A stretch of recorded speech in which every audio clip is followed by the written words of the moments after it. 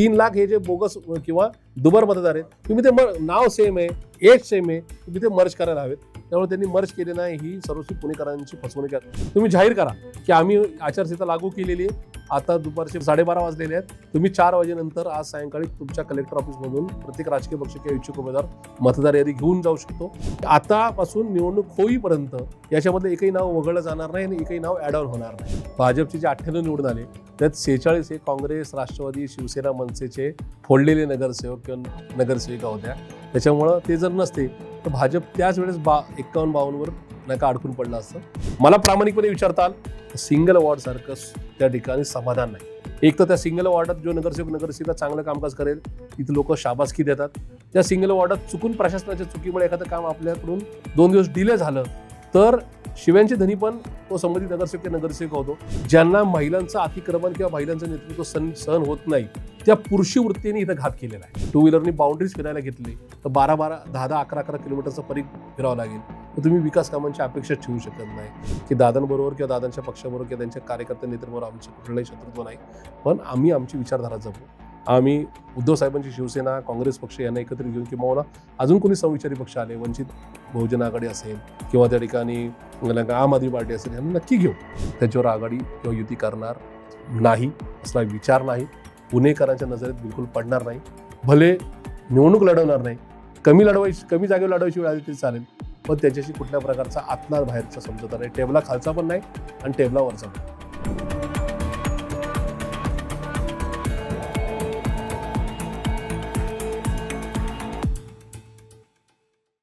नमस्कार, द पॉलिटिक्समध्ये आपलं स्वागत. मंडळी, सध्या राज्यामध्ये स्थानिक स्वराज्य संस्थांच्या निवडणुकांची रणधुमाळी सुरू आहे. नगर परिषदा, नगरपंचायता या निवडणुकांच्या प्रचाराचा आता सगळीकडे जोर वाढलेला आहे. आणि त्या पाठोपाठच जिल्हा परिषद, पंचायत समित्या आणि त्याचप्रमाणे ज्याकडे सगळ्यात जास्त लक्ष लागू नये त्या महापालिका निवडणुका देखील येऊ घातल्यात. अर्थात त्यांचा कार्यक्रम म्हणजे खरं तर तारखा जाहीर व्हायच्या, मात्र कार्यक्रम सुरू झालेला आहे. त्याच्या सुरुवातीलाच म्हणजे जसं प्रभाग रचना असते किंवा प्रारूप मतदार यादी तयार करणं असते, ह्या सगळ्या गोष्टी आता सुरू आहेत. आणि त्याच निमित्ताने अनेक हरकती सूचना देखील येऊ लागल्यात. आरोप प्रत्यारोप त्या निमित्ताने होऊ लागलेत. आणि याच अनुषंगाने आज आपण बोलणार आहोत. मी अरुण मेहत्रे आणि माझ्यासोबत आहेत प्रशांत जगताप. नमस्कार.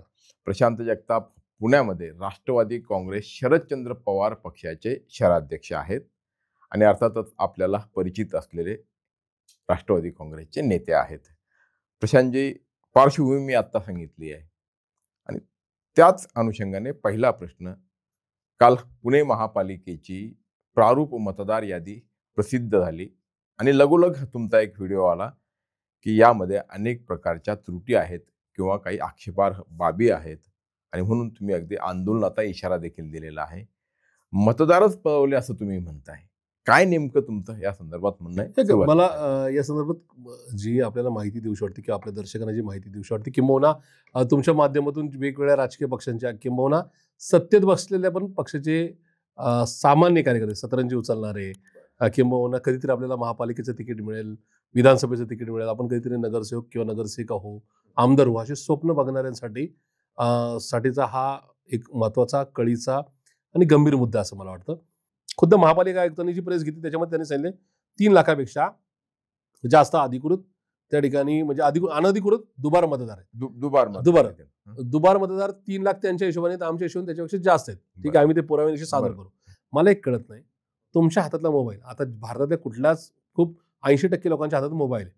खास करून मी आता आयफोन वापरतो, तर तुम्ही तुमचं नाव अरुण मेहत्रे आहे, मी कधीतरी तुमचा नंबर माझ्या मोबाईलमध्ये सेव्ह केलेला असतो, श्री अरुण एम, आणि त्या ठिकाणी नंबर सेव्ह असतो. पुन्हा कधीतरी माझ्या लक्षात येत नाही की अरुण मेहत्रेंचं नाव मी अरुण एमनी सेव्ह केलंय आणि जस्ट कधी त्यांना डायल करायचं असतं मी त्यांचा नंबर शोधून टाकतो, पण माझ्याकडून नंबर कॉल होतोय. पुढच्याच अरुण मेहत्रे मला भेटले की मी त्यांना म्हणतो, अरुणजी तुमचा नंबर माझ्याकडे नाही, प्लीज मला नंबर द्या. आणि मग मी नंबर पूर्ण नाव मी त्या ठिकाणी सेव्ह करतो, Arun Mehtre number so and so. ज्यावेळेस मी आयफोन घेतो त्याच आयफोनमध्ये मी ज्यावेळेस ते सगळे नका जो काय डाटा आहे गेल्या मोबाईलमधला किंवा जे काही फोन बुक आहे ते ट्रान्सफर करायला घेतो, त्यावेळेस ते दाखवते की एवढे नंबर तुमचे डबल होत आहेत आणि मग तुम्हाला तर अरुण म्हटलं की ते लगेच येतात की हे मर्ज करू का मी, तर ते मर्ज करतं. कारण की सॉफ्टवेअर काय बघतं, तर मोबाईल नंबर सेम आहे, फक्त नाव हे आहे, त्याच्यामुळे हे नंबर दोन्ही नावं ही आपण मर्ज केली पाहिजे. सेम थिंग आहे. जर तुमच्याकडे अद्ययावत यंत्रणा आहे राज्य निवडणूक आयोगाकडं, या पुणे जिल्ह्याच्या पुणे जिल्हाधिकाऱ्यांकडं, ज्यांच्याकडे मतदार यादी आली त्या पुणे महानगरपालिकेच्या निवडणूक शाखेकडे जर पूर्णपणे यंत्रणा आहे, तर तुमच्या लक्षात आलं पाहिजे 3,00,000 हे जे बोगस किंवा दुबार मतदार आहेत, तुम्ही ते नाव सेम आहे, एज सेम आहे, तुम्ही ते मर्ज करायला हवेत. त्यामुळे त्यांनी मर्ज केले नाही, ही सर्वस्वी पुणेकरांची फसवणूक आहे असं मला या ठिकाणी वाटतं. त्याच्या पलीकडं आता मी जे सांगितलं त्याप्रमाणे की एखाद्या पक्षाला किंवा एखाद्या उमेदवाराला अडचण आणण्यासाठी यांनी आता उद्योग काय केला, तर माझा प्रभाग क्रमांक 18 आहे.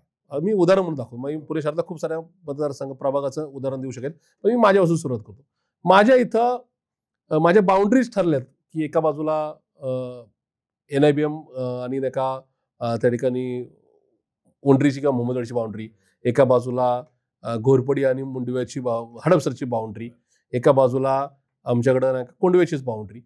त्याच्या मी समजू शकतो एखादी मतदार यादी फोडली नंतर साईडच्या ज्या बिल्डिंग आहेत बाउंड्रीच्या बाहेरच्या चिटकून असलेल्या, त्याच्यातलं एका दुसरं नाव 100-200 नावं आली आणि ती आल्यानंतर त्याच्यावर आम्ही ऑब्जेक्शन घेऊन ते दुरुस्त आली तर मी समजू शकतो. पण आमच्या प्रभागात जर मुंडव्यातली म्हणजे माझ्या प्रभागाच्या बाउंड्री नंतर आणखीन एक प्रभाग सोडून त्याच्या आतली तिसऱ्या प्रभागातल्या मध्य भागातली जर यादी येत असेल किंवा माझ्या भागातली मध्यातली नावं जर स्वारगेटच्या प्रभागात जात असेल तर याचा अर्थ सोची समची गेम आहे. कोणीतरी ह्या यंत्रणेवर आका म्हणून कामकाज करते. याच्यामध्ये ह्या सगळ्या गोष्टी नका मॅनिप्युलेट केल्या जातात. ह्या कुठेतरी नका डोक्यात ठरवून हा पाऊच आहे, हा या पक्षाला अनुकूल होईल म्हणून तो इथून स्वारगेटला टाका. तो वानवडीचा मतदार काय विचार करेल, माझा स्वारगेटचा काय संबंध, मी तिथल्या माझ्या ओळखीचा कोणीच माणूस नाही ज्याचं वानवडीसाठी विकास कामासाठी योगदान असेल, मी त्याला का मतदान करू. त्यामुळे ते मतदान 0 राहील. आणि जो स्वारगेटच्या किंवा मुंडव्यातल्या माणसाची नावं जर माझ्याकडे आली असेल तर तो म्हणाल की वानवडीच्या प्रभागाशी माझा काय संबंध, मी कशाला मतदान करू. अशा प्रकारचं जे घाणेरडं राजकारण किंवा एकूणच प्रशासकीय यंत्रणेला किंवा यंत्रणेतल्या ह्या व्यवस्थेला हाताशी घेऊन जे काही केलं जातंय ते निकोप लोकशाहीसाठी निश्चित घातक आहे असं आमचं म्हणणं आहे. पण हे जे घडतंय त्याच्यामध्ये काही भाजपच्या लोकांचा पण आक्षेप आहे. म्हणजे आता मी जे वाचलं वर्तमानपत्रामध्ये तर मला वाटतं काही उज्ज्वल केसकरांची एक प्रतिक्रिया आहे की बाबा असं घडलंय, अमुक एका प्रभागामध्ये मध्यवस्तीतली किंवा प्रभागाच्या मधली नावं जी आहेत ती बाहेरच्या शेजारच्या प्रभागामध्ये, मग त्यांचाही आक्षेप आहे. मग असं केवळ त्यामुळे मग हे त्यांनीच घडवलं असं कसं. मी एक जबाबदारी सांगतो, जे भाजपचे स्टॉलवर्ड्स आहेत, जे मोठे नेते आहेत, त्यांच्यातली आरडाओरड किंवा बोंबाबोंब बिलकुल नाहीत. आणि जी आहे ती दुसऱ्या किंवा तिसऱ्या फळीतल्या कार्यकर्त्यांची आणि इच्छुकांची आहे किंवा माजी नगरसेवकांची आहे. आणि मला असं वाटतं ती सुद्धा ठरवून केलेली आहे की कोणीतरी आमचं पण ओरडतंय, हे चित्र दाखवण्याकरता हा केलेला उद्योग आहे असं माझं स्पष्ट मत आहे. पण मला एक कळत नाही की आपण हा देश, हे शहर म्हणजे ज्या शहराचं बजेट हे दरवर्षी 12,000, 13,000, 14,000 कोटीचं आहे किंवा या राज्याचं वार्षिक बजेट हे 9-9.5 लाख कोटीचं आहे. कळालं म्हणजे आर्थिक त्याच्यामध्ये पगार आणि या सगळ्या गोष्टी येतात किंवा कर्जाचे हप्ते वगैरे सगळं येतात. मला असं वाटतं की तुम्ही जर्मनीसारखा एखादा देश किंवा जगातील इतर देश सुद्धा एक सिंगल कार्ड सिस्टीम करता. आधार कार्डच्या नावाखाली 1.5 लाख कोटीचा चुना त्या कंपनीने या देशाला लावला तरी सुद्धा आजही डुप्लिकेट आधार निर्माण होऊ शकते ही वस्तुस्थिती आहे नरेंद्र मोदींच्या राज्यात. आमचं म्हणणं ते आहे की तुम्ही त्या कार्डकडे गेलं पाहिजे. आणि दुसरी गोष्ट माझा पुण्यातल्या किंवा महाराष्ट्रातल्या राजकीय संस्कृतीवर आजही विश्वास आहे. काही यंत्रणा किंवा काही व्यवस्था किंवा काही नेते किंवा काही पक्ष जरी 10-20% बिघडले असेल तरी 70-80% म्हणजे महाराष्ट्र दुरुस्त व्हायला पाहिजे ही नाही का भाजपतल्या काही चांगल्या नेत्यांची कार्यकर्त्यांची पण इच्छा असेल. आम्हाला असं वाटतं की प्रशासनाने आम्हाला जर बरोबर घेतलं कुठल्याही निवडणुकीच्या 2-5 महिने अगोदर तर आम्ही गल्लोगल्ली सांगू शकतो की तुम्हाला घर क्रमांक 1 पासून ते 100 पर्यंत कोण कुठल्या घरात राहतं, या घरात किती मतदार आहेत, त्यांची नावं बरेच करेक्ट आहेत का, ही नावं बाहेरची ही नावं ठेवू नका. जसे मी सांगतो की माझ्या भागातला माझ्या परिसरातला एक घर असं आहे साधारणतः 10x12च्या 2 रूमवर आणि 2 रूम ग्राउंड प्लस फर्स्ट.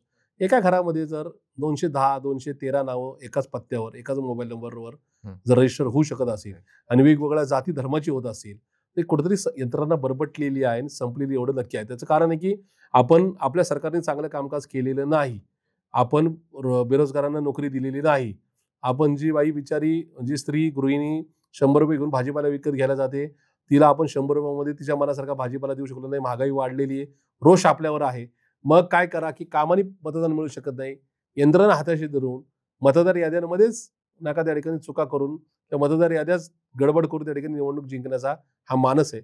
पण मला खात्री आहे की सगळे राजकीय पक्षाचे कार्यकर्ते इन्क्लुडिंग भाजपमध्ये थोडेफार चांगले प्रामाणिक कार्यकर्ते हे जे काही पुढच्या 5-6 दिवसात ऑब्जेक्शन घेणार आहेत त्या ऑब्जेक्शनला आत्तापर्यंत तरी माझा मान्य आयुक्त नवल किशोर राम यांच्याबद्दल 1% पण संशय नाही.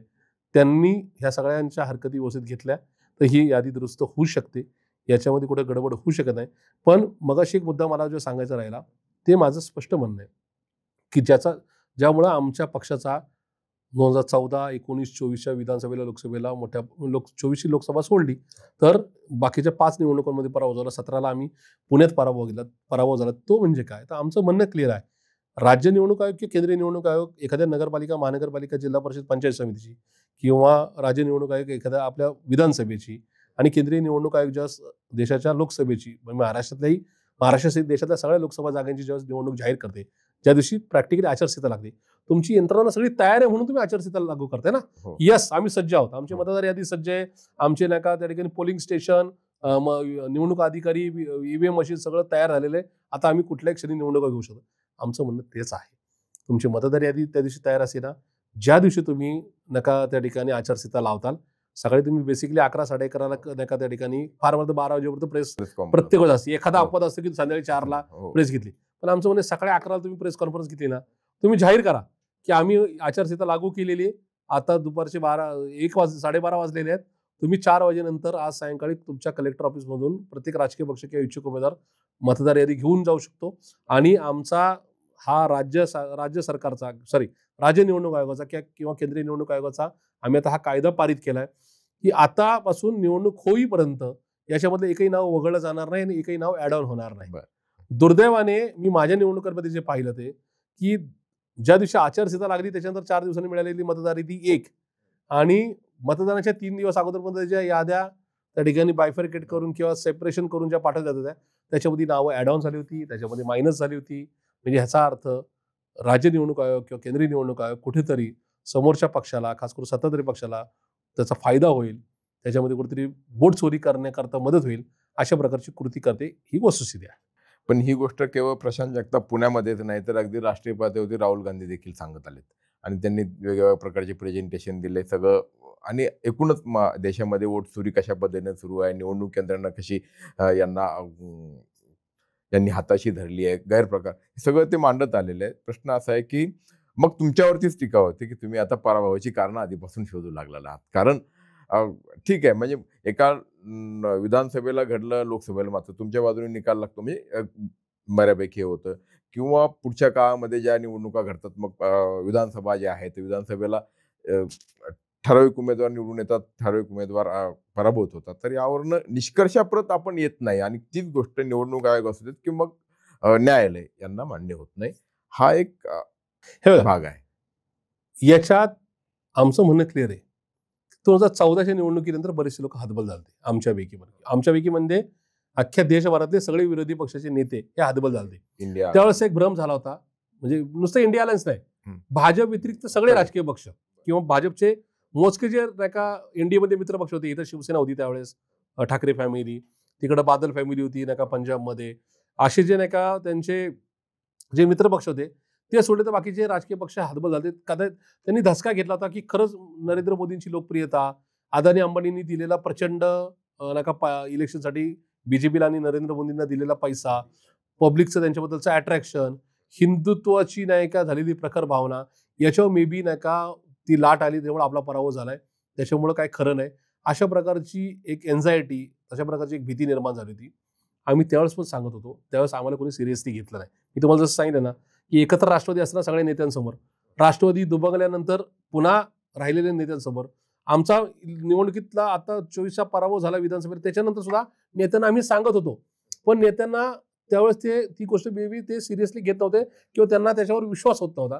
ज्या दिवशी मान्य राहुलजी गांधी यांनी प्रेस घेतली की सांगितली वोट चोरी आहे, जे मुळातच मी आदरणीय पवार साहेबांच्या घरी त्यावेळेस म्हणजे मागच्या वर्षी दिल्लीच्या विधानसभेच्या 1.5 महिना अगोदर पवार साहेबांच्या घरी पवार साहेबांच्याच विनंतीवरून माननीय केजरीवाल साहेब त्यावेळेस दिल्लीचे मुख्यमंत्री आलते आणि बाकी संजय सिंह आणि हे सगळे आलते. तर ही सगळी मंडळी पवार साहेबांच्या बंगल्यावर आल्यानंतर मी 1 to 1 त्यांच्याशी बोललो पवार साहेबांच्या समोर की तुम्ही सावध राहा, असं आहे. त्यावेळेस त्यांनी बेबी जोक मध्ये घेतलं, पवार साहेबांनी नाही. म्हणजे संजय सिंह असतील किंवा केजरीवाल जे असतील यांनी नाही का त्या ठिकाणी माझं वाक्य सिरियसली घेतलं नाही. त्यावर आमच्या बाकीचे खासदारांनी विधानसभेतले आमचे मशीननी पराभूत झालेले म्हणजे विधानसभेचे आमचे 10-12 उमेदवार यांच्या साक्षीने मी सांगितलं होतं की असं घडतंय. त्यास कुणीच माझ्यावर विश्वास ठेवत नव्हतं. माझं काम ह्याच्यामध्ये 24/7 आहे. 24 तास या संदर्भात मला मी साहेब सकाळी आज पण सकाळी तुमच्यासमोर इथून बसलोय. मी रात्री 1ला माझा काल रात्री कार्यक्रम संपवला आणि आज सकाळी 7:30 वाजल्यापासून 10 वाजेपर्यंत माझ्या प्रभाग आणि मतदारसंघाचे 3-4 धाबे उरकून किंवा बाकीचे काम करून गेलं. मला जनभावना कळतात ना की जनतेच्या मनात काय आहे. जनतेची भावना आजही संतप्त आहे सध्याच्या विद्यमान राज्य आणि केंद्र सरकारच्या विरोधात. प्रॉब्लेम आहे तो यंत्रणेमधला आहे. पण त्या यंत्रणेसाठी हवे सातत्य. ते सातत्य एखादी निवडणूक गेल्यानंतर हँडअप करून चालणार नाही. एखादी निवडणूक गेल्यानंतर गिव्हअप करून चालणार नाही. तो सल्ला मला सुद्धा आहे, माझ्याबरोबरच्या राज्यातल्या देशातल्या समस्त विरोधी पक्षातल्या कार्यकर्त्यांना सुद्धा आहे आणि त्या पक्षांना सुद्धा आहे, त्या पक्ष नेतृत्वाला सुद्धा आहे की या ठिकाणी आपण या मतदार यादीच्या संदर्भात जसं मी या सगळ्यामध्ये 288 विधानसभा मतदारसंघामध्ये किंवा आमचे 86 उमेदवार लढले, 76 पडले आणि 10 निवडून आले. त्याच्यामध्ये 1 नंबरचा क्रमांक सन्माननीय जितेंद्रजी आव्हाड साहेबांना देतो की ज्यांनी या सगळ्या सिस्टीममध्ये पहिल्या दिवसापासून लोकसभेनंतर विधानसभेचा निकाल लागेपर्यंत ज्यांनी पूर्ण सिस्टीमसाठी आपले 500 कार्यकर्ते लावले ते नाही का जीवाभावाचे. त्या ठिकाणी आपल्या मतदारसंघात त्या ठिकाणी कोणाला आरो म्हणून नेमलं जाणार आहे, आपल्या मतदार याद्याच्या संदर्भातला पुनर्तपासणीचा प्रोग्राम कधी लागणार आहे, आपल्या इथं कुठल्या स्टेटच्या मशीन्स आपल्या नाही का मतदारसंघासाठी नाही का रिझर्व्ह केल्या जाणार आहेत किंवा इकडे नाही का स्टोअर केल्या जाणार आहेत, त्याचे नाही का एकूणच त्याच्या चिप या सगळ्या गोष्टी, मतदार यादी कशी फोडली आहे किंबहुना मशीन कुठून कुठं आल्यात, त्या मशीन नाही का मतदान केंद्रातून बाहेर पडण्यात ते कुठं जात आहेत याच्यावर बंदोबस्त ठेवायला किंवा याच्यावर निगराणी करायला, याच्यावर वॉच ठेवायला, या संदर्भात ते रोजच्या डे टू डे त्या नका मशीन्सवर सुद्धा त्यांचे BLA जात होते आणि त्या संदर्भामध्ये मशीनमध्ये कुठे गडबड नाही ना, या सगळ्या म्हणजे मॉर्निंग टू इव्हनिंग संध्याकाळी जे काय 22 दिवस जो काय मशीनचा नाही का तपासणीची जे काही मोहीम चालते त्याच्यामध्ये सगळ्या राजकीय पक्षांना आमंत्रित केलं जातं. त्या ठिकाणी जितेंद्र आव्हाड साहेबांची पूर्ण टीम होती. त्याच्यामुळे जितेंद्र आव्हाड साहेब हे 1 लाखापेक्षा जास्त मतांनी लीडनी हे निवडून आले आणि त्यांनीच मला जी यंत्रणा दिली त्याच्यात तर मला कळालं की माझ्या विधानसभेला मी पडलोय 7,100 मतांनी हडपसरमध्ये आणि 73,200 नावं ही बोगस निघाली माझी. जी लोकसभेच्या निकालानंतर माझे तर डॉक्टर अमोल कोल्हेला हडपसरकरांनी 15,000चं लीड दिल्यामुळं मे बी समोरचे माझे स्पर्धक जे उमेदवार आहेत ते आणि त्यांचा पक्ष थोडा हुशार झाला आणि त्यांनी मग त्याच्यानंतर जे काही हेराफेरी केली त्याच्यामध्ये 73,200 नावं ही शेवटच्या 2-3 महिन्यामध्ये या मतदारसंघात आली.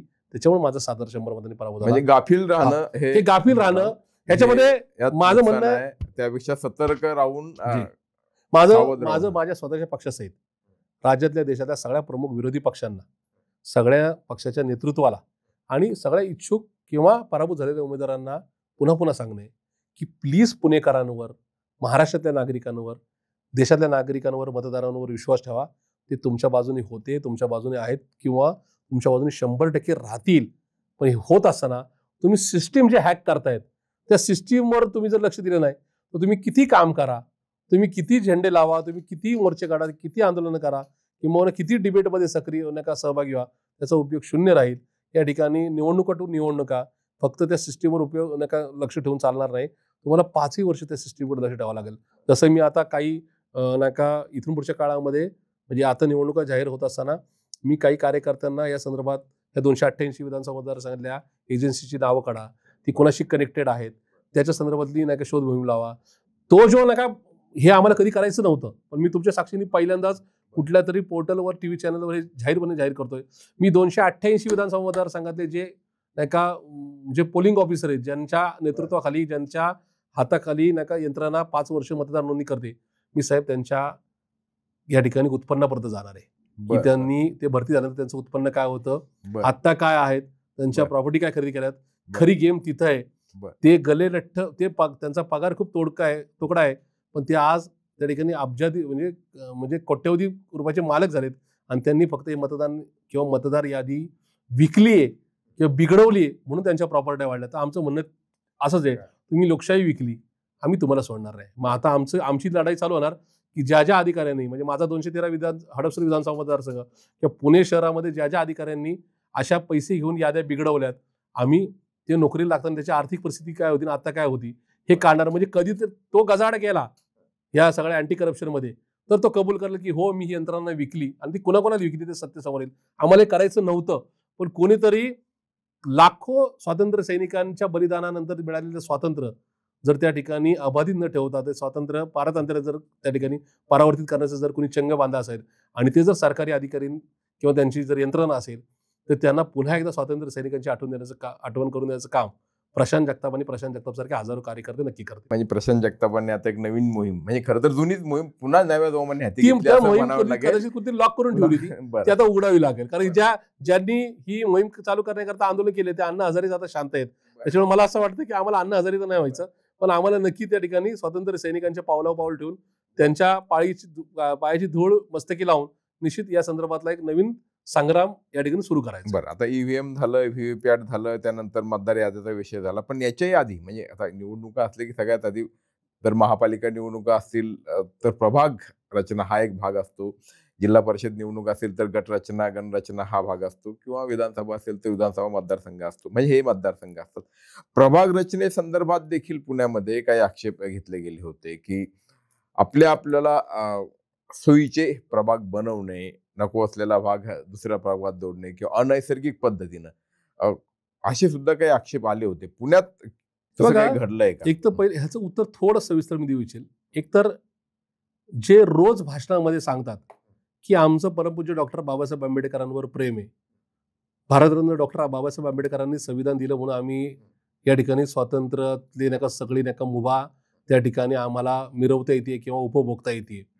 ते राजकीय पक्ष असतील, त्याचे नेते असतील, कार्यकर्ते किंवा त्या जागेवर निवडून आलेले उमेदवार किंवा नगरसेवक, आमदार, खासदार असतील आणि मतदान करणारी मतदार असतील, ह्या सगळ्यांचं ज्या गोष्टीकडे दुर्लक्ष झालंय किंवा न्यायपालिका ज्यांच्याकडे ही सिस्टीमच आहे, ज्यांच्या नाही का टेबलवरच नाही का संविधान आहे आणि त्याचे ते पाऊलच हे निकाल देतात, त्यांचं दुर्लक्ष झाल्यामुळंच आज ह्या प्रभाग रचनेच्या संदर्भातलं वाटोळ झाले. ह्याचं मी मुद्दाम हा सगळा खुलासा का केला तर या देशाने ज्यावेळेस स्वातंत्र्य मिळालं तर राज्यघटना तयार करण्याचं काम खूप विश्वासाने आणि त्या ठिकाणी आठवणीने किंवा हीच व्यक्ती करू शकते म्हणून परमपूज्य डॉक्टर बाबासाहेब आंबेडकरांनी काम दिलं. त्याच्यानंतर त्यांनी ते खूप छान केलं. पुढचे हजारो वर्ष या देशाला एकसंध ठेवणारी राज्यघटना तयार झाली. त्या राज्यघटनेमध्ये क्लिअर आहे या देशामध्ये गरीब असो, श्रीमंत असो, झोपडपट्टीत राहणारा असो किंवा त्या ठिकाणी उच्चभू इमारतीमध्ये राहणारा असो, तो नका त्या ठिकाणी कुठल्याही जाती धर्माचा माणूस असो, त्याला एकच मतदान करायला नका मुभा असेल. सहकार हा विषय खूप वेगळा आहे. सहकारामध्ये म्हणजे 20-20 नाही का गट असतात, त्याच्यामुळे त्या ठिकाणी तसे मतदार होतात. पण नगरसेवक, पंचायत समिती सदस्य, जिल्हा परिषद सदस्य, त्या ठिकाणी आमदार आणि खासदार या निवडणुकांमध्ये एकच मतदान करायला अधिकार आहे. दुर्दैवाने आम्ही सगळे राजकीय पक्ष बोलतो एक आणि करतो एक.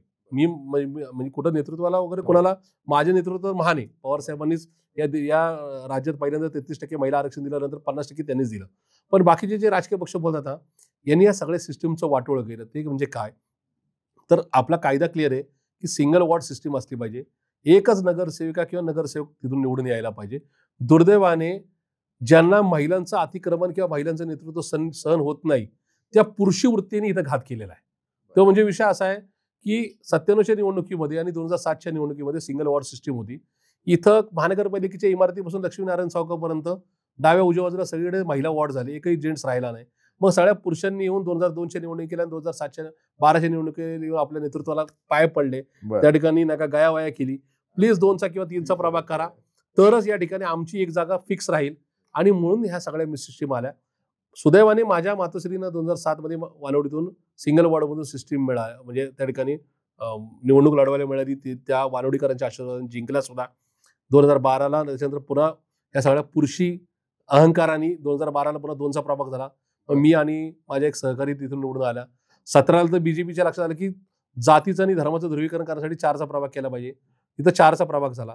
2002ला आम्ही 3च्या प्रभागात लढलो. त्यामुळं सिंगल वॉर्ड, 2चा प्रभाग, 3चा प्रभाग, 4चा प्रभाग ह्याच्यात आमच्या निवडणुका झाल्या. मला प्रामाणिकपणे विचारताल, सिंगल वॉर्ड सारखं त्या ठिकाणी समाधान नाही. एक तर त्या सिंगल वॉर्डात जो नगरसेवक चांगलं कामकाज करेल तिथे लोक शाबासकी देतात. त्या सिंगल वॉर्डात चुकून प्रशासनाच्या चुकीमुळे एखादं काम आपल्याकडून 2 दिवस डिले झालं तर शिव्यांची धनी पण तो संबंधित नगरसेवक होतो. मतदारांना माहिती असतं हे चांगलं काम झालंय या नगरसेवकामुळे किंवा नगरसेविकेमुळे झालं, हे वाईट झालंय तरी त्याच्यामुळेच झालंय, ही त्याच्यामध्ये कुठेतरी त्याचा तो माणूस कमिटेड राहतो आणि तिकडे कुठेतरी रिस्पॉन्सिबिलिटी ठरवता येते. दुर्दैवाने ह्याच्यात ही होत नाही आणि त्याच्यामुळेच झालंय असं की या निवडणुका जिंकण्याच्या राजकारणापोटी प्रभागांचं वाटोळं केलं जात आहे. म्हणजे मी तुम्हाला सांगू, काही प्रभाग इतके वाईट पद्धतीने तोडण्यात आलेत किंवा तयार करण्यात आलेत. म्हणजे एक माझा प्रभाग सांगेल, जिथं आता निवडणूक होते ती फुरसंगी नगर परिषदेची बाउंड्री, शेवाळवाडी आणि फुरसंगीची बाउंड्री, सोलापूर रस्त्याच्या दक्षिणेकडची. तिथून वॉर्ड चालू होतो तर थेट मांजरीच्या नदीपर्यंत येऊन पोहोचतो. तिथून वॉर्ड चालू होतो तो मुंडव्याच्या केशवनगर चौकात होतो. तिथून वॉर्ड चालू होतो तो थेट नाही का अमेनोरा सारखी नाही का एक उच्चभ्रूची सोसायटी तिथे येतो. तिथून वॉर्ड पुन्हा चालू होतो तर थेट जाऊन पुन्हा 15 नंबर जाऊन संपतो. हे जर असं असेल तर एवढ्या मोठ्या भागामध्ये म्हणजे जर 2 व्हीलरनी बाउंड्रीज फिरायला घेतली तर 12-12, 10-10, 11-11 किलोमीटरचा परीघ फिरावं लागेल. तर तुम्ही विकास कामांची अपेक्षा ठेवू शकत नाही. किंवा शनिवारवाड्यापासून सुरू होणारा प्रभाग जो माझे मित्र अरविंदजी शिंदे आहे यांचा आता जिथून ते निवडणूक लढवणार आहेत तिथून जर तो जाऊन डॉक्टर बाबासाहेब आंबेडकर चौक, गोल्फ क्लब चौकावर जाऊन पोहोचणार असेल तर इथले नागरिक कुठल्या नगरसेवकाला कधी निवडून आले तर भेटणार आहेत, त्यांचं विकास काम कधी होणार आहे हे ईश्वर सुद्धा सांगू शकत नाही. चालू पुढाऱ्यांनी, चालू पक्षांनी जे काय सत्तेच्या नका लालसेपोटी किंवा मतांचं ध्रुवीकरण जिथं होऊ शकतं असे जे प्रभाग केलेत याच्यामुळे खूप अवघड झाले. आताचे प्रभाग याच्यामध्ये प्रचंड दोष आहे असं माझं स्पष्ट मत आहे. याच्यामध्ये केलेल्या प्रभागाची किंमत म्हणजे इकडे आपण पाहू शकतो की उत्तम नगर शिवनेपासून खडकवासला धरणाचं नाही का जे काय प्रवाह बाहेर पडतो, जे काय एकूणच नाही का तिथून नदीपात्रात पाणी सोडलं जातं किंवा कॅनलमध्ये पाणी सोडलं जातं ते क्रॉस करून परत जे असतो धायरीपर्यंत येऊन पोहोचतो. असे प्रभाग पाहताना खूप नाही का त्या ठिकाणी नागरिकाची चेष्टा केली काय असा प्रकार आहे. आणि त्याच्या पलीकडं पुण्याच्या म्हणजे बाणेरसारखा एक प्रभाग आहे, प्रभाग क्रमांक माझ्या माहितीप्रमाणे 9, त्या प्रभागाची काल जाहीर झालेली मतदारसंख्या 1,60,000 आहे. म्हणजे ही सुद्धा त्या राजकीय पक्षांची, त्या संबंधित सगळ्या राजकीय पक्षाच्या उमेदवारांची आणि तिथल्या नागरिकांची थट्टा आहे की विदर्भात एखाद्या ठिकाणी तुम्हाला 1,60,000 1,70,000चा विधानसभेचा मतदारसंघ सापडेल आणि इथं 4 नगरसेवकांचा पुणे शहरामध्ये एखादा प्रभाग महानगरपालिकेचा जर त्या मतदारसंघाचा होणार असेल तर या मतदारांना आणि त्या भागाला न्याय कसा मिळेल ह्याच्यावरती क्वेश्चन मार्क आहे. माझ्या माहितीप्रमाणे 41 प्रभागातल्या तब्बल 37 ठिकाणी तक्रारी आहेत आणि त्या मेजर तक्रारी आहेत की ज्याचा एकमेकाशी संबंध नाहीत असे भाग जोडण्यात आलेत. किंवा माझ्याकडं एक वॉर्ड मी बोलता बोलता राहून गेला, मी जिथून नगरसेवक झालो ती माझी नका आमच्याकडे रुबिवाला हॉस्पिटल आहे त्या परिसराची बाउंड्री तर थेट हडपसरच्या ग्लायडिंग सेंटरची बाउंड्री, म्हणजे तर रेल्वे लाईन आहे, म्हणजे ग्लायडिंग सेंटर आहे पण ग्लायडिंग सेंटरच्या काही एखाद्या 700-800 मीटरमध्ये रेल्वे लाईनची बाउंड्री आहे. ती बाउंड्री तर तिथून उडळी देवाचीच्या कचरा डेपोची बाउंड्री ते दिवे घाटापर्यंत जाऊन म्हणजे वडकी नाला आणि होळकरवाडीची बाउंड्री, संपूर्ण बोबदेव घाटचा डोंगर आणि इकडे जाऊन येवलेवाडी आणि बोबदेव घाटाची बाउंड्री. यू कांट इमॅजिन की हा सगळा पूर्ण फिरायला साधारणतः 28 ते 30 किलोमीटरचा म्हणजे राऊंड होईल. पण आणि आता त्यांनी जर हे सगळं विचारपूर्वक केलं असेल, म्हणजे तुमच्या म्हणण्यानुसार हे सगळं त्यांनी घडवून आणलं आणि विचारपूर्वक केलं असेल तर निश्चितपणे मग तुमचं पानिपतच म्हणजे की कारण निवडणुकीमध्ये जर आता तुम्ही म्हणता त्याप्रमाणे मतदार याद्या त्यांनी त्यांच्या मनाप्रमाणे केल्या, प्रभाग त्यांच्या मनाप्रमाणे केले. गेल्या वेळी तर 100 नगरसेवक त्यांचे निवडून आले होते, यावेळी त्यांनी काहीतरी एक निश्चित आकडा ठरवला असेल आणि त्यानुसार बाबा आता हे गणित आपलं जो आहे पंचसूत्री आहे. ती पंचसूत्री महाराष्ट्राची विधानसभा, हरियाणाची विधानसभा आणि आताची बिहारची विधानसभा समस्त विरोधी पक्षाला समजावून कान टोचून गेली. याच्यातून ज्ञान घेऊन, याच्यातून अक्कल शिकून जो राजकीय पक्ष शहाण्यासारखा वागेल त्याची निवडणूक असेल असं मला वाटतं. एक की आता मतदार याद्यांवर प्रचंड काम करणे पुढच्या 4-5 दिवसामध्ये, तर त्या मतदार याद्या नका त्या ठिकाणी इकडचे तिकडे मतदार झाले असेल, तिकडचे इकडे झाले असेल, दुबार झाले असेल, बोगस घेतले झाले असेल तर त्या संदर्भात ऑब्जेक्शन घेऊन एक वेळेस सगळ्या राजकीय पक्षांना महापालिकेवर महामोर्चा घेऊन जायची वेळ आली किंवा हायकोर्टात जाऊन पिटिशन दाखल करायची वेळ आली तर ते करावं आणि ह्या मतदार याद्या दुरुस्तीला ते इलेक्शन आपली. दुसरा प्रभाग छोटा होऊ, मोठा होऊ, वाकडा होऊ, किती नका तिरकस होऊ, त्या मतदारांना जाऊन सांगणे की बाबांनो, तुमचा प्रभाग बिघडवला ह्यांनी, दुरुस्त करू आम्ही, हे अश्युरन्स देणे. तर निवडणूक आमचीच आहे. तिसरा विषय असा आहे की बिहारच्या निवडणुकीमध्ये ठीक आहे, पैसे वाटले गेले, त्याच्यामुळे निवडणूक फिरली, हे मान्य. मशीदमधल्या मतदार याद्यांच्या गडबड मान्य. पण त्यांनी किमान म्हणजे तिथल्या सत्ताधारी आघाडीनी जो शहाणपणा दाखवला तो म्हणजे काय, की आचारसंहिता लागण्याचे 2 दिवस अगोदर आघाडी त्यांची म्हणजे एनडीएची आघाडी युती जाहीर केली. ती आमच्याकडं निवडणुकीच्या म्हणजे बिहारमध्ये सुद्धा राजदा आणि काँग्रेसची आघाडी ही उमेदवारी अर्ज भरायच्या शेवटच्या दिवसापर्यंत फायनल नव्हती आली, म्हणजे अधिकृतपणे कागदावर नव्हती आली. ती इथं म्हणजे पुण्यात आम्ही किंवा राज्यातल्या महानगरपालिकांमध्ये जिल्हा परिषदेमध्ये कुठला पक्ष कोणावर लढणार आहे हे त्यांनी आचारसंहिता लागण्याच्या अगोदर 2 दिवस अगोदर डिक्लेअर करावं. किंबहुना नाही जमलं तर किंबहुना आचारसंहिता ज्या दिवशी लागेल किंवा त्याच्या दुसऱ्या दिवशी जाहीर करावं. चौथं, बिहारच्याच बाबतीत आचारसंहिता लागल्याच्या दुसऱ्या दिवशी बीजेपीने अर्धी यादी जाहीर केली उमेदवारांची आणि पुढच्या 8-10 दिवसात अर्धी यादी केली.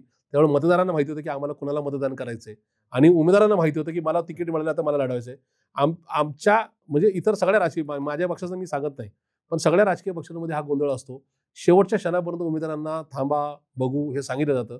त्याच्यामुळं उमेदवार जो लढतो त्यातला 50% हा तयारीनिशी लढतो, 50% आता गोंधळ आहे, मला कशी तरी ऐन वेळ दिली त्यामुळे मला लढायचंय, ह्या भीतीपोटी, ह्या शंकेपोटी, ह्या टेन्शनपोटी लढतो, त्यामुळे तो पडतो. ही पण काळजी घ्यावी लागेल. आणि 5वी गोष्ट जी मान्य जितेंद्र आव्हाड साहेबांची मी सांगितली त्याप्रमाणे ह्या सगळ्या यंत्रणेवर आताच्या मतदार यादीपासून ते मशीन ज्या ठिकाणी सील्ड होऊन जाणार आहेत तिथून मतमोजणी केंद्रापर्यंत आणल्यानंतर त्या पुन्हा सील्ड होऊन जाण्यापर्यंत जो राजकीय पक्ष, जो राजकीय कार्यकर्ता, तो विरोधी पक्षाचा कुठल्याही पक्षाचा असेल, तो जो यंत्रणा व्यवस्थित ठेवेल त्याची ही निवडणूक आहे. मी पुन्हा एकदा सांगतो, माझ्या प्रभाग वानवडी साळुंकेवर असेल किंवा पुणे शहर असेल किंवा महाराष्ट्रातील देशातल्या नागरिक मतदार बंधू भगिनींवर माझा विश्वास होता, आहे, उद्या सुद्धा राहील. महाराष्ट्रातील देशातील परिस्थिती राजकीय व्यावसायिक सगळी खूप वाईट आहे. या काळात नागरिक सत्ताधारी पक्षावर चिडू नये. फक्त योग्य मुद्दे, योग्य यंत्रणा जो हातात ठेवेल किंवा त्या यंत्रणेवर वचक जो ठेवेल त्याची निवडणूक असेल. एक उत्सुकतेचा मुद्दा तुम्ही या पंचसूत्रीमध्ये मांडला, तो म्हणजे की कुणासोबत, मी कुणाला सोबत घेऊन लढायचं, कुणाला सोबत घेऊन नाही लढायचं, हे जे काय आहे तुमचं काय ठरलं नेमकं काय स्थानिक पातळीवरती? कारण बोलताना की हे सगळे निर्णय स्थानिक पातळीवरती होणं अपेक्षित आहे. मुंबईमध्ये तर काँग्रेसने सांगितलं एकला चलो रे, पुण्यामध्ये काय होणार आहे, काय नेमकं म्हणजे काय ठरलं काय आणि काय व्हायला पाहिजे? मला बाकीच्या राजकीय पक्षांचं माहिती नाही, मी माझ्या पक्षाचं नक्की सांगेल. आदरणीय आमचे श्रद्धेय शरदचंद्रजी पवार साहेबांचा, आमच्या पक्षाच्या कार्याध्यक्षा माझ्या नेत्या खासदार सुप्रियाताई सुळेंचा, आमचे प्रांताध्यक्ष मान्य शशिकांतजी शिंदे साहेबांचा आणि शहरातल्या बाकीच्या सगळ्या नेते, माझ्या पक्षाच्या नेत्यांचा माझ्यावर विश्वास आहे. पण त्यांच्या विश्वासाला तडा जाईल असं मी काही करणार नाही. हा पहिला भाग. इथलं माझ्या बरोबरच्या सहकारी कार्यकर्त्यांचा, इच्छुक उमेदवारांचा आणि मतदारांचा, खास करून पुणेकरांचा माझ्यावर विश्वास आहे. त्यांचा विश्वासघात होणार नाही याची मी काळजी घेणार आहे. माझा विषय क्लिअर आहे की 1999 पासून 2023 पर्यंत सन्माननीय अजितदादांचा खूप जवळचा सहकारी म्हणून मी त्याच्या हाताखाली त्यांच्याकडे कामकाज केले. पण जिव्हाळ्याचे संबंध वेगळे, आवडतं नेतृत्व वेगळं आणि विचारधाराही वेगळी. आदरणीय अजितदादांबरोबर कालही, आजही, उद्या सुद्धा माझं कुठलंही शत्रुत्व नाही किंवा स्पर्धा नव्हती, नाही, उद्या पण नसेल. पण एकतर या राज्यातला, या देशातला सगळ्यात सर्वोत्तम नेता जो पुन्हा कधी असला एवढा मोठा नेता पाहायला मिळणार नाही, ते नेतेमध्ये मान्य शरदरावजी गोविंदरावजी पवार. त्यांना या वयात किंवा त्यांच्या ह्या संघर्ष काळात आपण सोडून जायचं नाही म्हणून मी साहेबांबरोबर थांबलो. हा पहिला भाग. दुसरा भाग असा आहे की पुरोगामी विचारधारा जी नाही का एकूणच आता पायदळी सोडवली जाते, ती वाचवण्याकरता नाही का ह्या संविधानाच्या बाजूने मी इकडे उभं राहिलोय. त्याच्यामुळं जो निर्णय माझा 2 जुलै 2023 होता तो निर्णय आजही आहे. आत्ताच्या पलीकडच्या राष्ट्रवादीकडून किती जरी आमंत्रण येत असेल तरी मी महाविकास आघाडी म्हणूनच लढणार. देवेंद्र फडणवीस जसं म्हटले ते की नाही नाही नाही ब्रह्मचर्य राहीन, पण त्या ठिकाणी अजितदादांबरोबर आघाडी करणार नाही किंवा युती करणार नाही, त्यांनी वेगळं केलं. आमचं तसं नाही. आमचं म्हणणं क्लिअर आहे की दादांबरोबर किंवा दादांच्या पक्षाबरोबर किंवा त्यांच्या कार्यकर्त्या नेत्यांबरोबर आमचं कुठलंही शत्रुत्व नाही, पण आम्ही आमची विचारधारा जपू. आम्ही उद्धव साहेबांची शिवसेना, काँग्रेस पक्ष यांना एकत्रित घेऊन किंवा अजून कोणी समविचारी पक्ष आले, वंचित बहुजन आघाडी असेल किंवा त्या ठिकाणी आम आदमी पार्टी असेल, यांना नक्की घेऊ. जागा त्यांनी योग्य मागितल्या आणि आम्हाला देणं शक्य असेल तर नक्की घेऊ. पण ज्या पुण्याने दादांसंदर्भात मी काहीच नका चुकीचं वाक्य वापरत नाही, ज्या महायुतीने पुणे शहराचं वाटोळं केले, ज्या महायुतीच्या काळामध्ये महापालिकेत हजारो कोटीचा भ्रष्टाचार झाला, क्रेडिट नोट वाटण्यात आल्या, ज्या महापालिकेतल्या प्रशासनाच्या समोर पुण्यातली ट्रॅफिक जॅमची समस्या गंभीर झाली आणि जगातल्या 12,000 देशांमध्ये पुण्याचा क्रमांक 5वा लागला ट्रॅफिक जॅममध्ये. त्या पुण्याच्या बिघडण्याला महायुतीतले तिन्ही पक्ष जबाबदार आहेत. या देशातल्या केंद्रीय म्हणजे गृह विभाग जो स्वतः भाजपचे नेते अमित शहाच्या अंडर येतो, त्यांच्याच खात्याने जो तक्ता जाहीर केला त्याच्यामध्ये गुन्हेगारीमध्ये भारतातल्या सगळ्या शहरांमध्ये जिल्ह्यामध्ये पुण्याचा 1 क्रमांक लागला, तो या महायुती सरकारच्या काळात लागला. भ्रष्टाचारामध्ये सगळ्या राज्यांमध्ये महाराष्ट्राचा नंबर 1 आणि पुण्याचा नंबर भारतातल्या सगळ्या शहरांमध्ये भ्रष्टाचारामध्ये 1 नंबर लागला. हे महायुती सरकारच्या काळात घडलं. पुण्यात आज टोळ्या वाढल्यात, कोयता गँग वाढल्यात, ट्रॅफिक जाम झाली आहे आणि ती रोज आहे. त्याचबरोबर पाण्याची टंचाई आहे, कचऱ्याचा प्रश्न खूप मोठा आहे, राजकीय संस्कृती बिघडली. ह्या सगळ्या गोष्टीला हे तिन्ही राजकीय पक्ष महायुतीतले जबाबदार आहेत. त्याच्यावर आघाडी किंवा युती करणार नाही असला विचार नाही, पुणेकरांच्या नजरेत बिलकुल पडणार नाही. भले निवडणूक लढवणार नाही, कमी जागेवर लढवायची वेळ आली तरी चालेल, पण त्याच्याशी कुठल्या प्रकारचा आतला बाहेरचा समजवता नाही, टेबला खालचा पण नाही आणि टेबलावरचा पण. कारण चर्चा सुरू होती की पुणे पिंपरी चिंचवड मध्ये दोन्ही राष्ट्रवादी, हे बघा जिथं काही कार्यकर्त्यांची ज्या राजकीय पक्षाच्या स्थानिक युनिटनी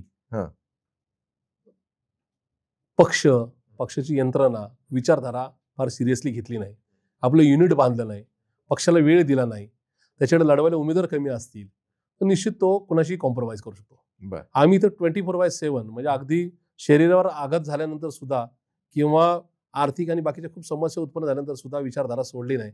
पक्ष रोज आम्ही त्या ठिकाणी रस्त्यावर संघर्षासाठी आणला.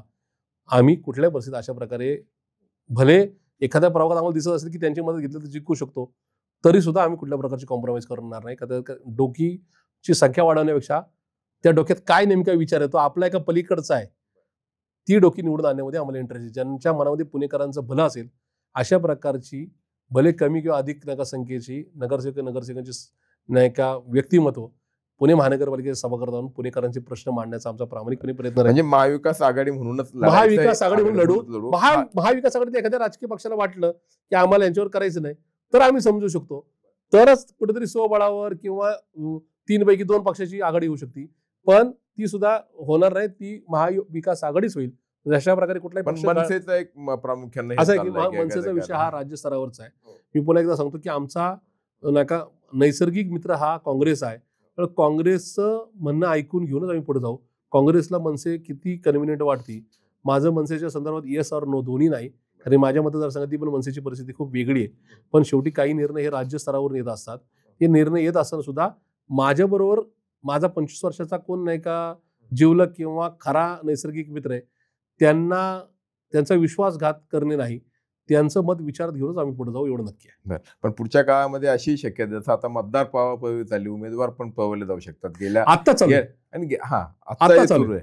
आता आमचे जे असे प्रबळ उमेदवार आहेत त्यांना भाजपकडून किंवा पलीकडच्या माहितीतल्या पक्षाकडून ही प्रलोभन दाखवली जातात की इकडे नको, इकडे लढा, इकडे आमचं थोडं पॅनल स्ट्रॉंग होईल का किंवा आर्थिक मदत करू.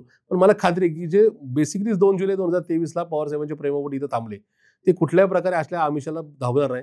आणि एखाद दुसरा ज्याला जायचं असेल तो त्यावेळेस कदाचित राजकीय ऍडजस्टमेंट पोटी थांबला असेल असं त्याच्यातून निष्कर्ष निघेल. पण काय होतं की पुढे काही भवितव्य दिसत नाही असं ज्यावेळेस वाटतं. म्हणजे आता गेल्या महापालिका निवडणुकीत बघितलं आपण कितीतरी लोक म्हणजे तुमचे किंवा काँग्रेस राष्ट्रवादी सगळे भाजपमध्ये गेले. संजय काकडे त्याचे ते शिल्पकार होते बघा तुम्ही, ते सगळे.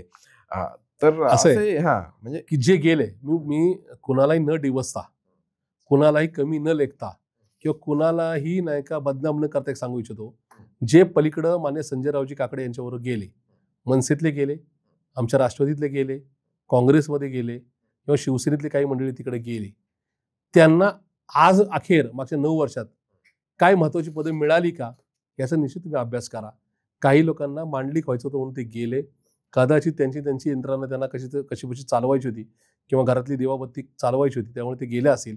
पण ज्याला राजकीय महत्वाकांक्षा आहे, ज्याला शहराचं हित कळतं, ज्याला राजकीय करिअर करून दाखवायचं आहे, ती व्यक्ती कधीही चुकीच्या विचाराबरोबर जात नाही किंवा आपल्या विचाराशी कॉम्प्रोमाइज करत नाही असं माझं स्पष्ट मत आहे. त्यामुळे जे इकडे राहिले त्यावेळेस सुद्धा आणि आता पण आहेत ते पुणेकरांशी आणि आपल्या विचाराशी घट्ट नाळ किंवा नातं जोडून आहेत असं मला वाटतं. त्याच्यामुळं अशा जाणे येण्यामुळे कुठलाच पक्ष थांबत नाही आणि कधी संपत पण नाही. पण अलीकडच्या काळात किंवा राजकारणात काही फिक्स असं काही नसतं बघा. म्हणजे आता या पुणे पॅटर्नचा जन्म पुण्यातच झाला होता. तुम्हाला आठवत असेल. म्हणजे Correct. तुमचीच राष्ट्रवादी, हो, माझ्या आणि मातोश्रीचा तुझं सभागृह होता. भाजप आणि शिवसेना असं होतं. आम्ही पहिल्यांदाच निवडून आलो होतो तुम्ही त्यावेळेस. पहिला आणि त्याच्याही आधी म्हणजे मला वाटतं काही गणेश बिडकर स्थायी समितीचे अध्यक्ष झाले होते. हा, ते कलमा ते 2002-07च्या शेवटची त्यावेळी टर्म. पण तुम्ही त्यांना साथ दिली होती. त्याच्यामुळे इथे काय सॉरी, ती सांगताय 7 ते 12ची 7 शेवटची ते टर्म. 12ची. म्हणजे मोहनसिंग राजपालजी हे महापौर होते आणि हे चेअरमन झाले. एक्झॅक्टली. आणि कलमाडींना बाजूला सारण्यासाठी म्हणून. तर हे कुठेही काही घडू शकतं हे मान्य आहे. म्हणजे निवडणुकी नाही, आधीही घडू ती शकतं, जी निवडणूक होती, निवडणुकीनंतरही ती होऊ जी निवडणूक शकतं. होती त्याचा मी जिवंत साक्षीदार आहे. मी काय त्यावेळेस नगरसेवक होतो, मातोश्री नगरसेवक होत्या.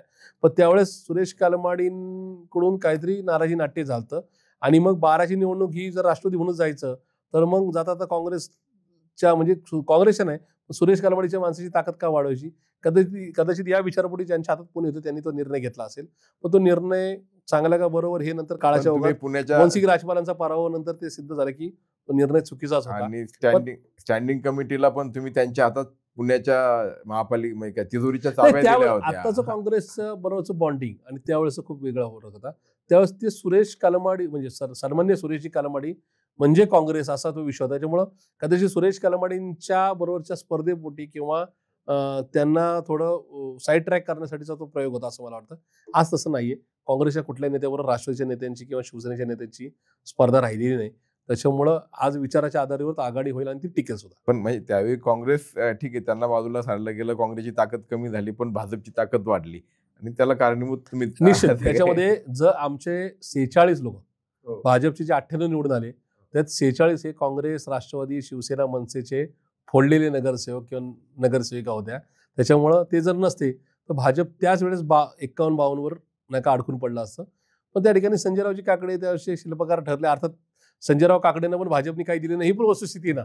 त्यांनी तर म्हणजे देव पाण्यात ठेवले होते, प्रचंड पैसा खर्च केला, आपल्या आयुष्यातली सगळ्यात राजकीय ताकद लावली, 4-4 पक्ष फोडून पक्ष म्हणजे पक्षातले नगरसेवक फोडून तिकडे नेले, तरी सुद्धा ना त्यांना खासदारकीचं एक्सटेन्शन मिळालं ना, त्यानं कुठं त्यांना विधान परिषद मिळाली किंवा राज्यात मंत्रिपद मिळालं. त्यावेळेस अशी भाषा केली जायची किंवा बाजारात अशी चर्चा केली जायची की महापालिकेत सत्ता आणली म्हणून संजयराव काकडे यांना विधान परिषदेचा आमदार करून नका या राज्यात कॅबिनेट मंत्री करून पुणे जिल्ह्याचं पालकमंत्री पद दिलं जाणार आहे. बरं. पण त्या ठिकाणी ते काही खरं झालं नाही. त्याच्यामुळं पुढच्या स्टेज मागचा शहाणा.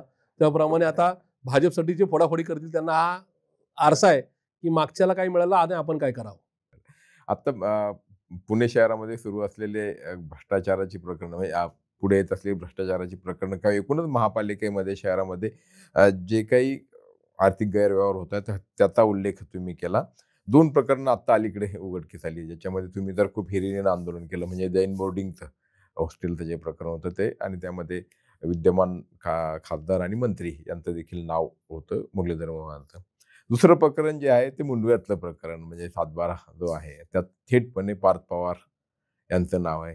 तिकडं तुमचा पक्ष फार काही अग्रेसिव्ह दिसला नाही पार्थ पवार. दोन्ही गोष्टीमध्ये एक तर त्या संबंधित प्रकारामध्ये म्हणजे मुरलीधर मोहोळ यांच्या प्रकरणामध्ये जैन समाजाने आमच्याशी कॉन्टॅक्ट केलं. त्याचबरोबर जैन समाजाने क्लिअरली म्हणजे समाजानेच त्यांनी मुरलीधर मोहोळांचं नाव घेतलं की मुरलीधर मोहोळच याचे कल्प्रिट आहेत किंवा त्यांनीच केलेला हा उद्योग आहे. मुरलीधर मोहोळांच्या निवडणुकीच्या एकूणच ॲफिडेव्हिटमध्ये दिसत होतं की जे बिडर होते, जे पार्टिसिपेट ज्यांनी केलं ते मुरलीधर मोहोळांशी संबंधित होते आणि ज्या गोष्टी 15 दिवसात हलवल्या गेल्या त्या म्हणजे सामान्य माणूस गेला तर त्याला एखाद्या कोटीचं लोन घेण्याकरता 3 महिने बँकेत चक्रा मारावा लागेल. इथं 70-80 कोटीचं कर्ज आज सकाळी अर्ज केला बँकेला, दुपारी सँक्शन झालं आणि संध्याकाळी बँक अकाउंटला जमा झालं. ते हे फक्त कुठला तरी मोठा पुढारीच करू शकतो हे त्याच्यातून विषय होता. धर्मादाय आयुक्ताकडे जागा विक्री किंवा जागेच्या विकसनासाठी अर्ज केला तर तो 10-10 वर्ष पडून असतो. नाही मी दोन्ही मुद्द्यांचं सांगतो. त्यामुळे त्याच्यामध्ये मुरलीधरजी मोहोळ यांचाच हस्तक्षेप असल्यामुळं त्या आंदोलनामध्ये सर्वपक्षीय स्वरूप प्राप्त झालं आणि त्याप्रमाणे आम्ही मैदानात उतरलो आणि ती लढाई जिंकलो सुद्धा. जैन मुनींनी किंवा जैन समाजाने त्या संदर्भात आमचे आभार व्यक्त करावे किंवा नाही करावे किंवा मुरलीधर मोहोळांना पुन्हा प्रशस्तीपत्रक द्यावं हा आमचा इश्यूच नाही.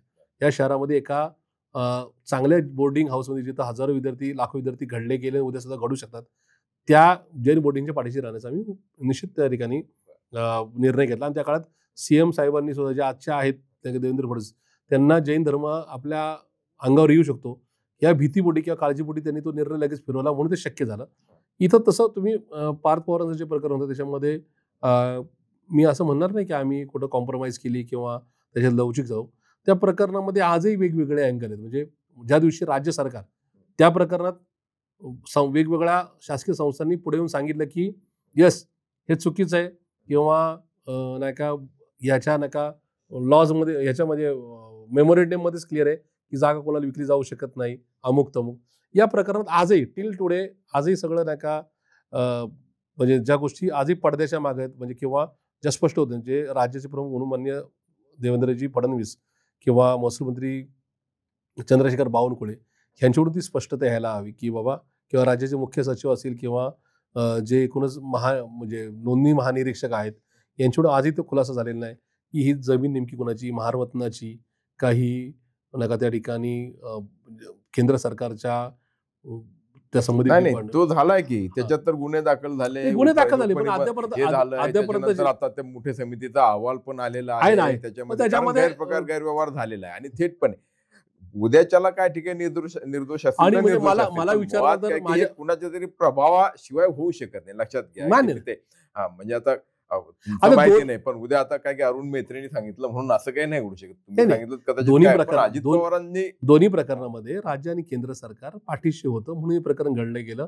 हे तर त्याच्यातून आता सगळेच निष्कर्ष काढतात. फक्त मला आणखी एक मा- निष्कर्ष असा निघतो की तुमचा पक्ष म्हणजे राष्ट्रवादी काँग्रेस शरदचंद्र पवार पक्ष पुण्यामध्ये या प्रकरणामध्ये सबमिसिव्ह राहिला किंवा अग्रेसिव्ह नव्हता किंवा त्यांनी म्हणावं तसं ज्या पद्धतीनं तुम्ही या मला विचारताल हा, हा. मला जर प्रामाणिकपणे विचारताल तर दोन गोष्टी होत्या. ज्या दिवशी या प्रकरणातून खऱ्या अर्थाने कुठला तरी गुन्हा दाखल होईल त्या अर्थी मी त्याच्यावर जाहीर प्रतिक्रिया देणे किंवा आंदोलन करणे ह्या गोष्टी निश्चित क्रमप्राप्त राहतील. ह्या सगळ्या प्रकरणामध्ये एकतर माझ्या पक्षाच्या नेत्या माझ्या नेत्या खासदार सौ सुप्रियाताई सुळे यांनी सुरुवातीच्या दिवशी जे स्टेटमेंट केलं त्याच्यामुळं मला असं वाटलं की म्हणजे माझ्यासारख्या कार्यकर्त्याच्या लक्षात आलं की सुप्रियाताई ह्या सगळी माहिती घेऊनच स्टेटमेंट देतात. त्याच्यामुळं मला त्या दिवशी पण दुसऱ्या दिवशी पण वेगवेगळ्या टीव्ही चॅनलनी या संदर्भातला नाही का बाईट्स किंवा फोनो किंवा डिबेटमध्ये पार्टिसिपेट होण्यासाठीचे कॉल केले. पण मी म्हटलं की आता सुप्रियाताई ज्यावेळेस बोलल्यात त्यानंतर मी बोलणं हे विपरीत ठरेल. कदाचित स्टोरीज अशा लागल्या असत्या वृत्तपत्रामध्ये टीव्ही चॅनलवर की प्रशांत जगताप यांची पवार कुटुंबियाच्या विरोधात किंवा स्वतःच्याच पक्षाच्या नेत्या सुप्रियाताई सुळे यांच्या विरोधातली भूमिका. त्यामुळं माझा त्यावेळेस तो निर्णय होता की ज्यावेळेस सगळे राजकीय पक्ष किंवा माझे पक्षप्रमुख जे ठरवतील ती भूमिका मी घ्यायची. मी एकतर राज्यातल्या सगळ्या राजकीय पक्षांमधला सगळ्यात जास्त आंदोलन घेणारा कार्यकर्ता म्हणून माझी या शहरातली या राज्यातली ओळख आहे. माझ्यावर किंवा माझ्या सहकाऱ्यांवर तब्बल आतापर्यंत 16-17 माझ्याकडे एकही वैयक्तिक चुकीचा गुन्हा नाही. जे 16-17 गुन्हे आहेत ते कुठले आहेत ते सगळे राजकीय आहेत. या चौकात आंदोलन केलं, त्या चौकात मोर्चा नेला, ते आंदोलन. त्याच्यामुळं या संदर्भात आंदोलन करणं किंवा बोलणं माझ्यासाठी काय जड नव्हतं. पण दोन गोष्टी होत्या. एक तर माझा पक्षप्रमुख जेव्हा काही भूमिका मांडतात ते विरोधात जाणं नाही. दुसरी गोष्ट सगळ्याच राजकीय पक्षांनी त्या संदर्भामध्ये नका कुठली एक नका मोर्चा आंदोलन या संदर्भातली कुठली भूमिका घेतली नव्हती. त्याच्यामुळं ह्या सगळ्या गोष्टी माझ्याकडून कदाचित राहिल्या असतील. पण या संदर्भात त्याचा अर्थार्थी कुठेतरी आम्ही तिथं मौन बाळगलंय किंवा सॉफ्ट कॉर्नर दिला असं बिलकुल होत नाही. आणि त्याच्या पलीकडे जाऊन जोपर्यंत माझ्यासारखा कार्यकर्ता हा विचार म्हणजे कायम या विचाराशी नाही का घट्ट आहे की जोपर्यंत आपल्याकडे कॉन्क्रीट सगळ्या गोष्टी येत नाही. आजही तुम्हाला सांगतो आजही प्रशासन रोज 2 वेगवेगळी मतं व्यक्त करतात त्याच्या संदर्भात. पण जोपर्यंत एखाद्या गोष्टीत काँग्रेस जसं मोहळांच्या प्रकरणामध्ये देवेंद्र फडणवीसांनी प्रेस घेऊनच सांगितलं की हो याच्यात गंभीर चुका आहेत त्या आम्ही करू.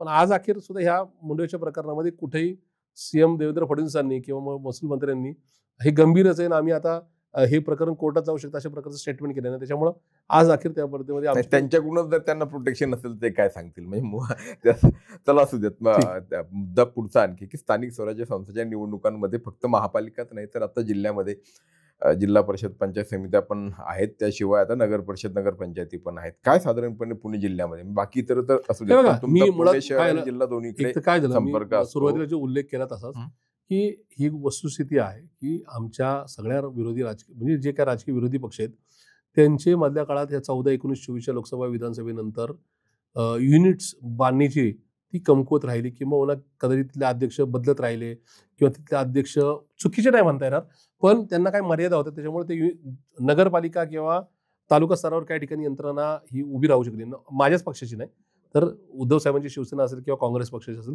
त्यामुळं बऱ्याच म्हणजे काही ठिकाणी आम्हाला उमेदवार देता आले नाही ही वस्तुस्थिती किंवा उमेदवारांचं पूर्ण पॅनल करता आलं नाही ही वस्तुस्थिती. जिथे दिले तिथे दिलेत आम्ही. जसं काल लोणावळा आणि वडगाव मावळच्या नाही का नगर परिषदेमध्ये आम्ही बिनशर्त पाठीमध्ये अशी चुकीची बातमी लागली. मुळात जिथं आमची कार्यकारिणीच नाहीत, फक्त एक तिथला तालुका अध्यक्षच आहे, खाली यंत्रणाच नाहीत. त्याला कोणीतरी आमदारांनी मॅनेज केलं म्हणून त्याने आणि तो तिथं मफलर घालून तिथं बसला आणि त्यांनी सांगितलं पाठिंबा आहे. याचा अर्थ कुठेही दोन राष्ट्रवादी एकत्रित आले असं लावू नये. ही गोष्ट वस्तुस्थिती आहे. आणि मी आज त्या मागच्या 10 दिवस सुप्रीम कोर्टाच्या एका आदेशानंतर ज्या बातम्या प्लॅन केल्या जातात ती प्लॅन मुद्दाम केल्या जात आहे, पण ज्या बातम्या समोर येतात त्याच्यामुळं जो कार्यकर्ता आज अजूनही संभ्रमावस्थेत आहे की महापालिकेच्या निवडणुका ह्या एप्रिल म्हणजे जानेवारीत होतील का एप्रिल मेला होतील. गडबड पराभव किंवा उमेदवार देता न येण्यासारखी परिस्थिती ह्याच्यामुळे होती संभ्रमावस्थेमुळं.